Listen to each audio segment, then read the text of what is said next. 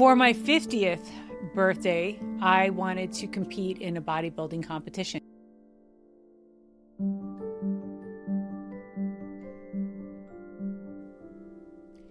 Hi everybody, it's Jen. I'm back. Thank you so much for stopping by to watch this video.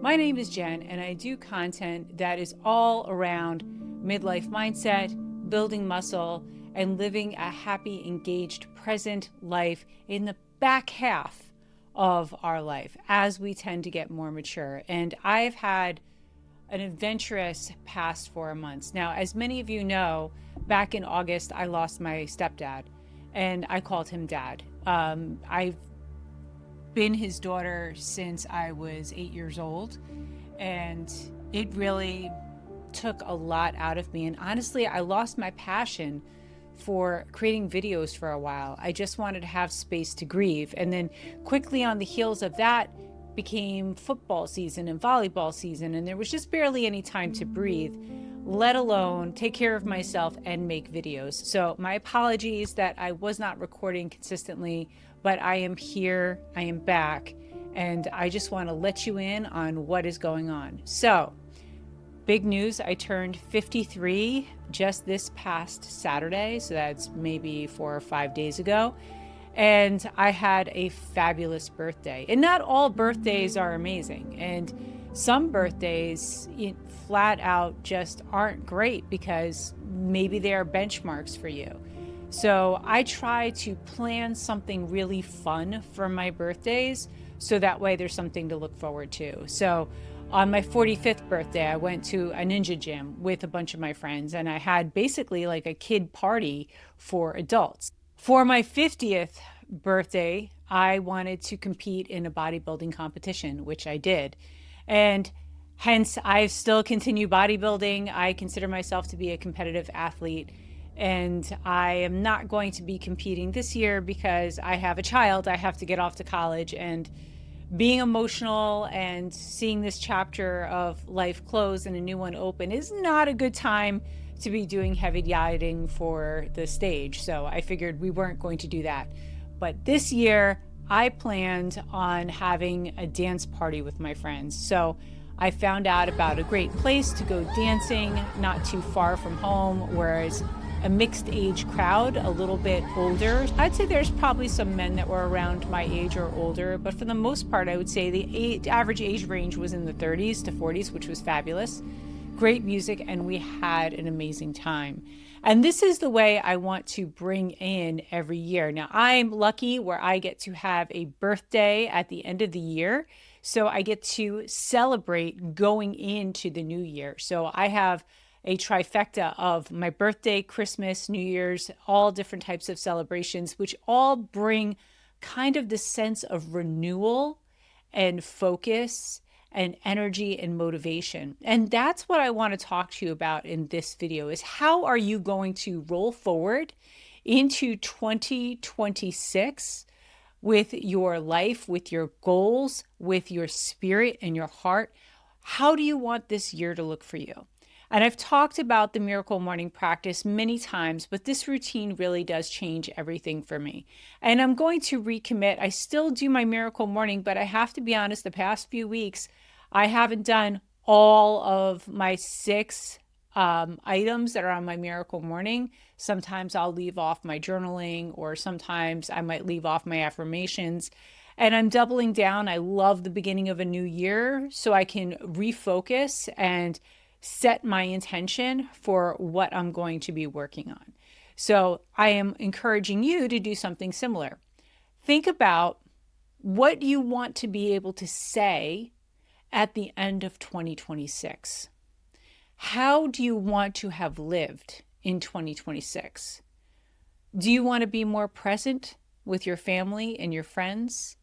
And what does that look like? And then what steps can you take every month that's going to add to that bucket? What's another goal that you want to have for 2026? Don't be ashamed of thinking that you want to get into shape. Don't be afraid of being a New Year's resolutioner. The beginning of a new year is a great time to start new habits. There is a motivation and this great momentum that comes up with you when you want to make those changes. So embrace it.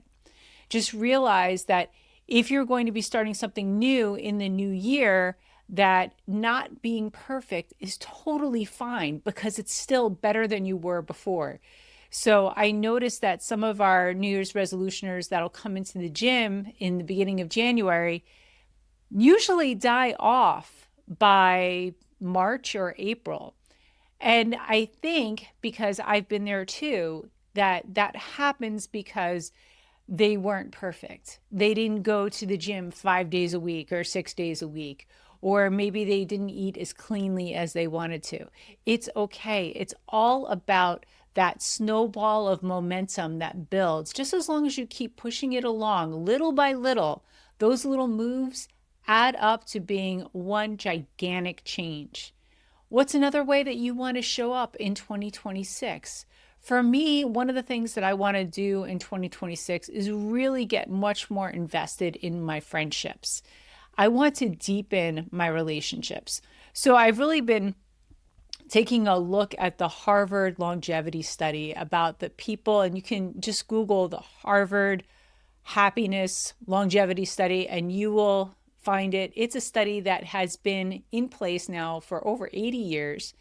And the number one factor that they found for longevity across the board when they started following these people was relationships. It wasn't their demographic, it wasn't their racial data, it wasn't their economic wealth, any of those things. None of that affected or was shown to affect long-term life and healthy, robust long-term life like having deep relationships. And so that's a real big goal of mine moving forward into 2026. And part of my miracle morning is going to be developing really deeper relationships. Now, that was part of a focus I had in my affirmations last year, but this year I had to actively really invest more in that. And of course, for me, it's going to be being present with my family and really making vested time. What does that look like? Ask yourself when you're looking at 2026 and you think about these goals, if you could pick 3 things that you want to change from 2025 to 2026, ask yourself at the end of 2026, what does that look like to you? And whatever that looks like to you at the end of 2026, then think backwards. How do I make that happen in a little step each month or each week? Just think about those small steps, and before you realize it, you're going to have this amassed movement all towards change. And this is all stuff that I'm working on moving forward into 2026.